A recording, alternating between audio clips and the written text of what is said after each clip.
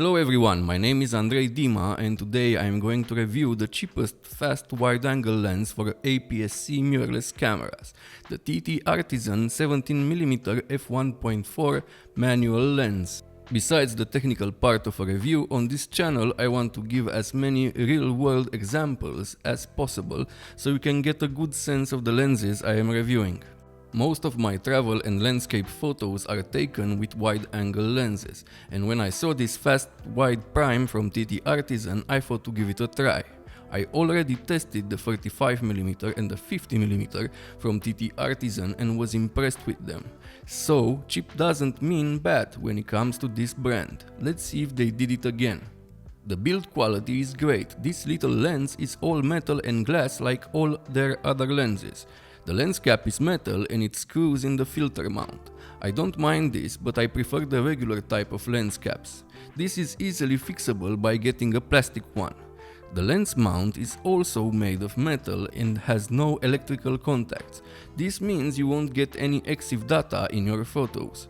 It is not weather sealed, a thing I expected at this price. The filter thread is 40.5mm. It has a minimalistic design that I really like. The lens barrel has a smooth finish and the markings are easy to read. The focus ring is very narrow. It has deep grooves and turns very smoothly. The barrel extends and retracts when focusing. This means the lens suffers from focus breathing. The aperture ring is placed on the front of the lens, not like the one on Fuji lenses, which is placed at the base of the lens. You get used to this very quickly. It makes a very satisfying click. I found it well dampened, more dampened than the 35 and 50. And it is a pleasure to use. I am glad it is not clickless like other manual lenses. The optical construction is 9 elements in 8 groups, and it has 10 aperture blades. The minimum focus distance is quite good for a budget lens, 20 centimeters. It weighs 248 grams. This is one of the smallest wide-angle lenses I have ever used. This makes it a good option for street photography and smaller cameras. It is also available for Sony E-mount, Canon M and Nikon Z. Now let's talk about image quality. This is not the first budget lens I have reviewed on this channel, and I tend not to be surprised anymore when a lens so cheap has good image quality. And yes, this lens has decent image quality starting from f1.4. It is hard to find budget-friendly wide-angle lenses for the Fujifilm system with good image quality, but this lens fills that gap and provides good sharpness if it is stopped down a bit. Being an f1.4 lens makes it a very good option for low light. On my Fujifilm X-T4 at night I had no problems with noise. Stopping this lens down to f2.8 makes it very sharp in the center, and from f5.6 it becomes sharp all around. Until f5.6 the corners are soft. The lens handles chromatic aberrations well above f2 and vignetting is minimal. Now let's take a look at minimum focus distance performance. I said earlier this lens can go pretty close. You can also see the bokeh of this lens, which at f1.4 looks like lemons but gets better stopped down. From f2 this lens becomes very sharp at minimum focus distance.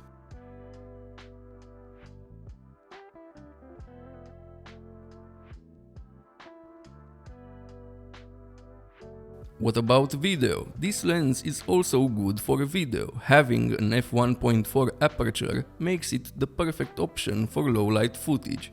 It is also great if you want to isolate your subject. Having a smaller sensor on the Fujifilm X cameras, you need faster glass when shooting in low light.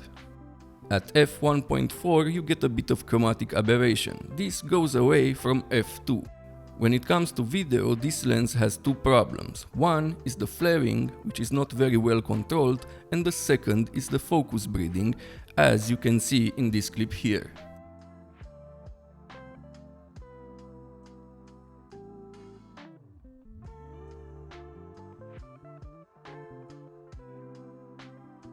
Overall, this is a good budget wide-angle lens. Sharpness is good in the center from f2 and in the corners starting from f5.6.